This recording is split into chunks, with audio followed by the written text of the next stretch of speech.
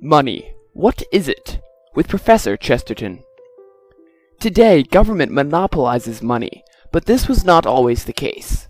Money emerged as a medium of exchange to facilitate the trading of goods when the division of labor replaced self-sufficiency, and bartering became impractical because of the increased variety of goods and services. Various forms of money evolved that sellers were willing to accept in lieu of someone else's good or service. Some of these earlier forms of money were seashells, tobacco, salt, spices, and metal. In a society without money, each producer would have to find a complementary producer with whom to exchange goods and services directly. With money as an intermediary, a producer needs only to find someone who wants his good or service. The time devoted to searching for a person of coincidence of wants in a barter market can now, with money, be devoted instead to the production of more goods and services. To illustrate the utility of money, let's say John produces eggs, and Bob produces wheat. If John wants wheat from Bob, but Bob does not want John's eggs, John could give Bob a facilitator, for instance, nails, for his wheat. Bob in turn could trade the nails for the milk if the dairyman does not want his wheat. The dairyman could then use nails to obtain eggs from John.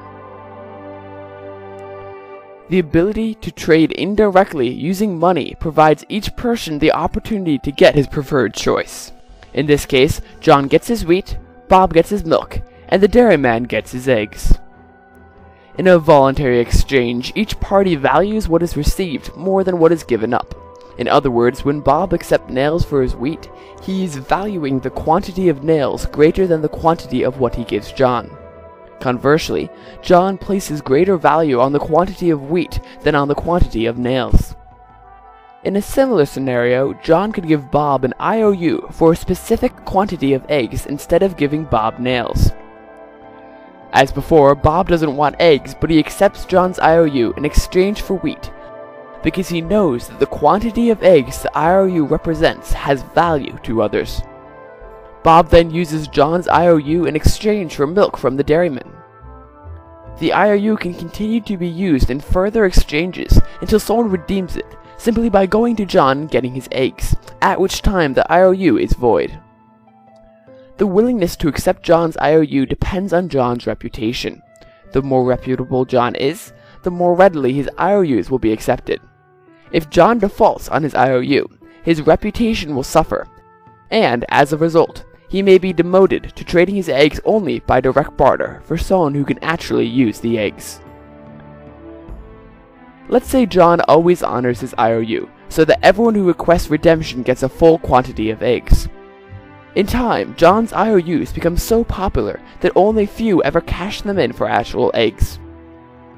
At this point, John might be tempted to write more IOUs than the quantity of eggs he is capable of producing to meet all the outstanding IOUs. John does so, and finds that he can write about 4 times as many IOUs as he possesses in eggs at any given time. The system appears to work well, since everyone who wants to redeem IOUs gets eggs. John is living a more prosperous lifestyle. Actually, a lifestyle about 4 times better than before, since he has garnered 4 times the goods from others than he was able to get before. Since John is enjoying life to a greater extent than his productive contributions to the community warrants, the rest of the community must, by deduction, be enjoying a life to a lesser extent than the sum of their productive contributions. As John's IOU become more popular as a medium of exchange, fewer people find the need to redeem them. So John increases the ratio of IOUs to his production of eggs until there are literally 100 IOUs for every dozen eggs. John is now living a great life of splendor, yet contributes little to the community. The community is not wealthier with all those unredeemed IOUs circulating about, since no one is eating the eggs represented by those IOUs. Even when members of the community realize that John can't possibly honor all of his IOUs, they continue accepting them in trade for their goods, believing the next person in line will accept them as well. Eventually, John drops the use of the word eggs on his IOUs, to prevent even those few who might want to redeem them for actual eggs from doing so, or to thwart a possible egg run. Like other goods, as the number of IOUs in the community increases, their exchange value decreases. Whereas at one time an IOU for a dozen eggs could attain a gallon of milk, it now will only attain a fraction of a cup of the same milk. By now, you might be thinking, John behaves just like the government. Not quite. Only if John were to prevent others in the community from competing with him and forcibly require everyone in the community to accept his IOUs in payments of all debts would his actions be equivalent to those of the government. In a free market, money like John's IOUs would encounter more and more competition long before it reached the inflationary rates described above. As confidence in the issuer of an IOU fades, competitors seize the opportunity. All the new competitors try to reassure those who accept their IOUs that theirs, unlike John's, are backed by something real and redeemable. No government today issues money that is redeemable for anything of value. US dollars were, at one time, IOUs redeemable for gold. But when more and more money was printed with no corresponding addition to the supply of gold, the government was compelled to prevent redemption, to avoid a run on its gold supply. In 1933, the US government simply declared ownership of gold by US citizens illegal, in effect defaulting on its earlier promise of redemption. Then, in 1971, the government had to default on its redemption of gold for US dollars held by foreign entities as well. Since then, there has been nothing redeemable for US dollars.